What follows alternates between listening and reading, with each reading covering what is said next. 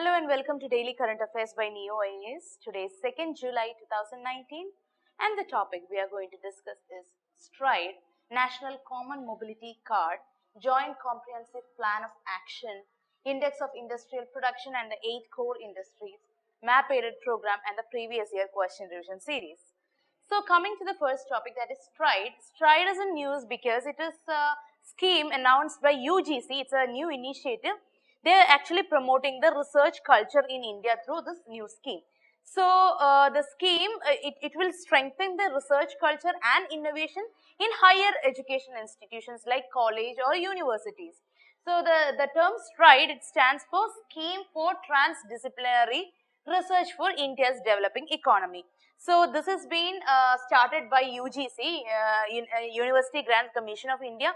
UGC is basically a statutory body. It is a body under Government of India under MHRD Ministry. So this was made according to the Act of UGC Act 1956.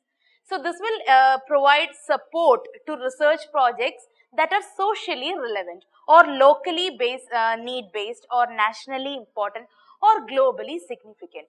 Okay, so they support the research capacity building as well as the basic applied and transformational action research that can actually contribute to the national priorities and that also focuses on human development, inclusive human development.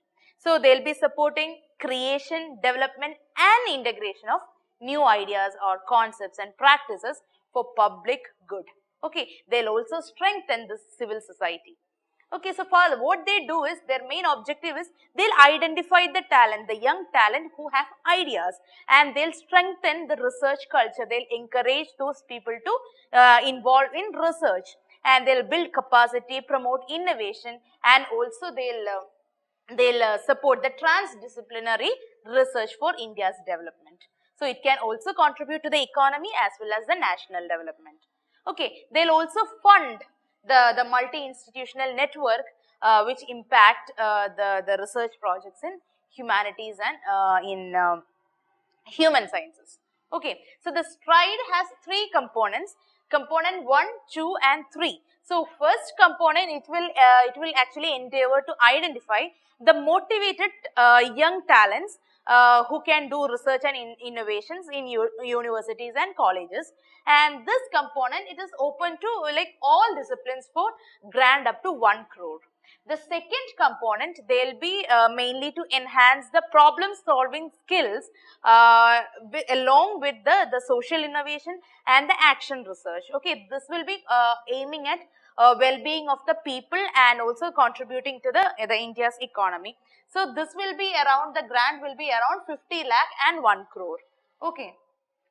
The third component, again the third component, it will fund the high impact research. It will be like a hi-fi research.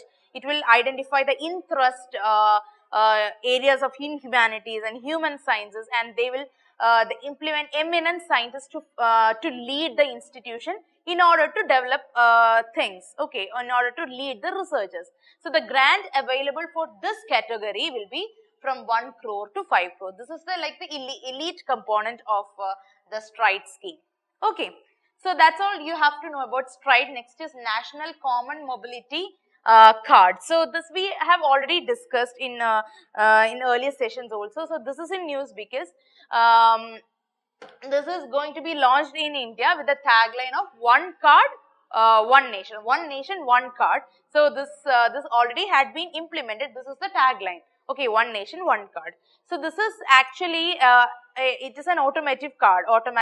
It's a indigenous automatic fare collection system. It is based on this one nation, one card model, and it is named as NCMC. Okay, so this is first of its kind in India. It is like a open loop card. It will be used for all local purposes, all the travel needs in India. So this has been developed by Ecosystem for Transporting, consisting of NCMC card, that is SWE-car. SWE-car is Swachalit Kiraya Automatic Fare Collection System, and SWAGAT. SWAGAT is Swachalit Gate. It is based on the NCMC standards. So this card has two instruments on it. One is a regular debit card. Okay, this can be used at an ATM, and it will also have a local wallet. It will be having some stored value account, and which it can be used for payments, contactless payment, even without going back to authentication and all those steps is not necessary here. So this has two components. One is the debit card, the other thing is a local wallet. Okay, so the Ministry of Housing and Urban Affairs, they are the main the ministry behind NCMC. They'll allow the seamless travel by different metros and other transport systems across the countries, and also this will allow a person to do retail shopping and purchases with this card as well. So it can be used for travel as well as for purchasing. Okay, so NPCI, they are given the mandate to develop all the specifications for the card and give terminal support to NCMC ecosystem. And the banks issued, these are the banks that issued the debit, credit or prepaid card product platform. The customer, he can use this single card for payment across all the segments like the metro, bus or suburban railways or toll or parking, smart city, retail, everything the customer uses a single card. Okay, and CDAC are used to finalize NCMC specification for all this thing. They are providing the interface, okay, with the banker server. And the gate and reader prototype, it has been developed by BEL. Okay, and this is the first gate and reader which has been manufactured by a Indian company. That is how it is special. Okay, and this is also the first indigenous payment reader which has been certified with international standards. These are the specifications of NCMC. Okay, next is Joint Comprehensive Plan of Action, GCPOA. So this is in news because Iran, they acknowledged that it has broken the limit set on the stockpile of uranium, that's a low enriched uranium, with that nuclear deal which they have been signed in 2015, marking its first major departure from the agreement with US. Okay, so they are unilaterally withdrawing from the agreement. So talking about the news, under this nuclear deal, Iran has agreed to have less than 300 kilograms of uranium enriched to a maximum of 3%. Okay, so Iran, what they did is they breached the limit. Okay, so that is why this is in news. So they are withdrawing from the agreement. So this agreement, it is on the nuclear program of Iran between Iran and the P5+1 countries, that is permanent 5 of the United Nations Security Council, that is the USA, UK, France, Russia and China, also Germany, that is P5+1 countries, and the European Union. So Iran has signed this agreement with P5 plus Germany plus European Union. Okay, so this is commonly called as Iran nuclear deal. It was signed in 2015. Under this agreement, Iran have to eliminate its stockpile of medium enriched uranium, and Iran agreed to cut its stockpile of low enriched uranium by 98%. Okay, so Iran, they agreed to reduce it by 2/3 of the number of its gas centrifuges for next 13 years. So Iran also agreed not to build any new heavy water facilities for next 15 years. For the next 15 years, so the Iran will only enrich uranium up to 3%, 3 to 4%. Okay, so the uranium enrichment activities, it will have limited to a single facilities. They will be using this first generation centrifuges for coming 10 years. So International Atomic Energy Agency, they will regularly access all the Iranian nuclear facilities to check whether they have breached it or not. So in return, Iran will relieve. So what is the Iran's benefit is that Iran will receive relief from US, EU, United Nations Security Council. All the they have put many sanctions on Iran. So he'll get the Iran will get relief from all these economic sanctions. That is the intake of Iran in this agreement. Okay. So next is index of industrial production and 8 core industries. This is in news because the growth in 8 core industries of economy, it is going down. It has fell marginally to 5.1% in May and down from 6.3 in April. So it's coming down. That is why it is in news. So this index of 8 core industries, it's an index for monthly production.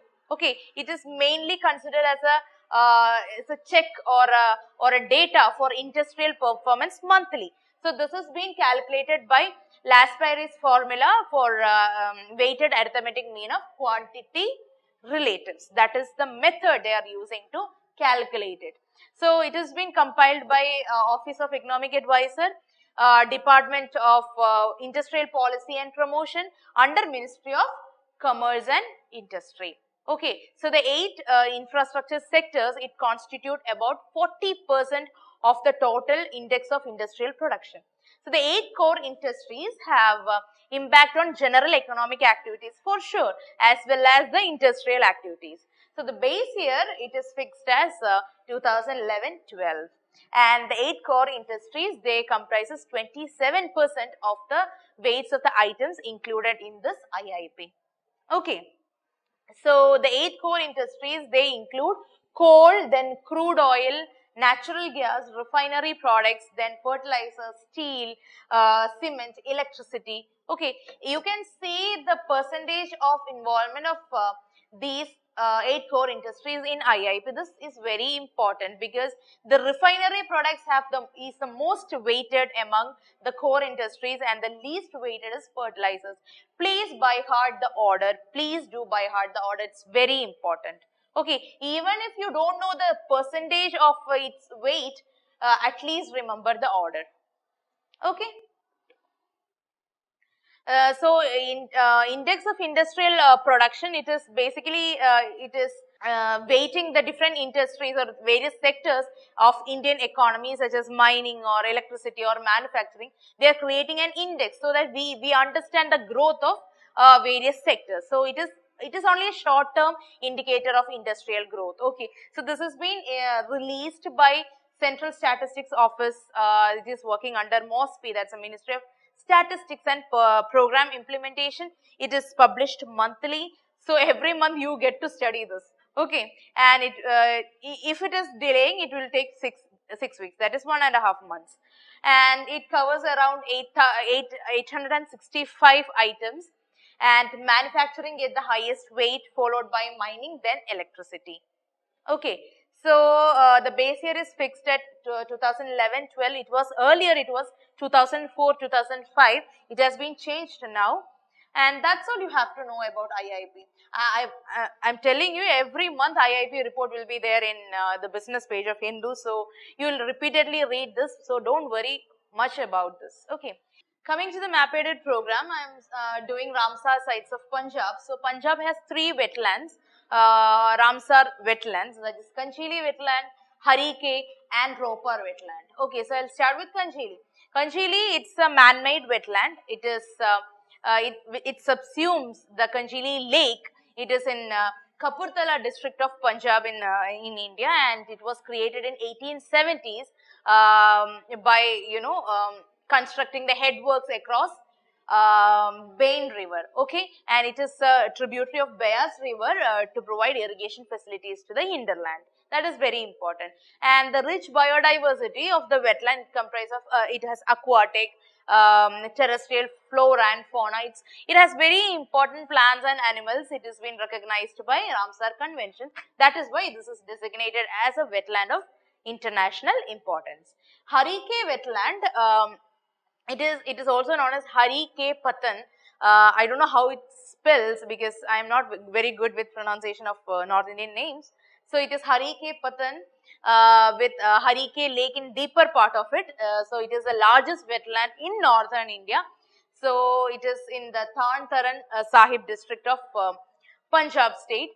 So the wetland and the lake were formed by constructing headworks across Satluj River in 1953. So the headwork, it is located downstream of the confluence of Beas and Satluj river. This is also important. So Harike river, it is on the confluence of Beas and Satluj rivers.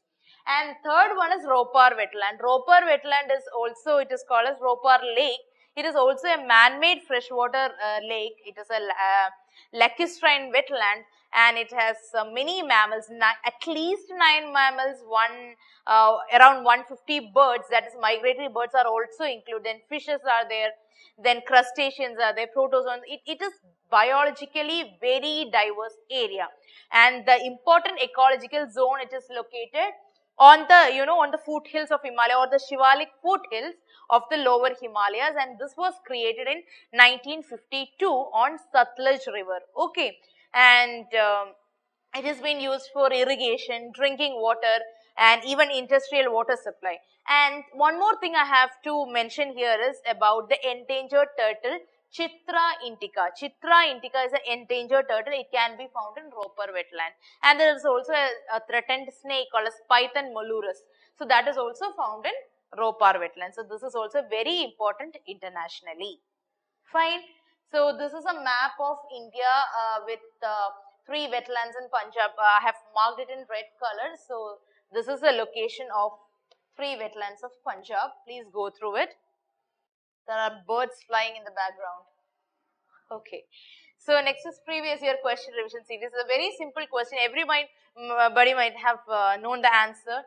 So the term Goldilocks zone is often seen in news in the context of the limits of habitable zone above the surface of the earth, the regions inside the earth where the shale gas is available, the search for earth-like planets in the outer space, and the search for meteorites containing precious metals. So Goldilocks zone is habitable zone which can be found outside the earth, so in the outer space. It's a habitable zone or earth-like planets found in outer space. Okay, so the answer is C. This is a straight question, it's a factual question. You cannot guess it. That is the primary thing about this question. If you know the answer, you know it. Otherwise, please skip this kind of questions. Okay. So that's all for today, guys. I hope you understood whatever I said today. So if you have any doubts or any clarification, anything, please let me know in the comment section. Thank you so much. Good night.